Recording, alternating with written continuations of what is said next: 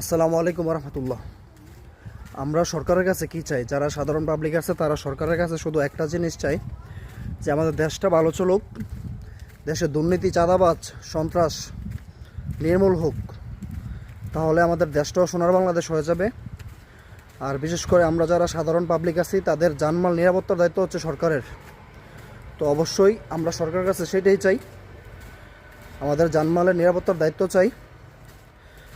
আর হচ্ছে আমাদের দেশটা কিন্তু ভাই তেমন বড় দেশ না, একটা ছোট দেশ, আমাদের 20 কোটি জনসংখ্যা। আমরা কিন্তু চাইলে আমাদের দেশটাকে আরও সুন্দর করতে পারি। আমরা যার যার স্থান থেকে অন্যায়ের প্রতিবাদ করব, আমাদের দেশটাকে সোনার বাংলাদেশ গড়ে তুলব। সবাই নামেই বলি সোনার বাংলাদেশ, কিন্তু সোনার বাংলাদেশকে ভাই হতে পারলো দেশটা? দুর্নীতিমুক্ত করতে হবে ইনশাল্লাহ, তাহলেই দেশ সোনার বাংলাদেশ হয়ে যাবে। তো সবাই ভালো থাকবেন, ভিডিওটা শেয়ার করে দিবেন। আসসালামু আলাইকুম রহমতুল্লাহ।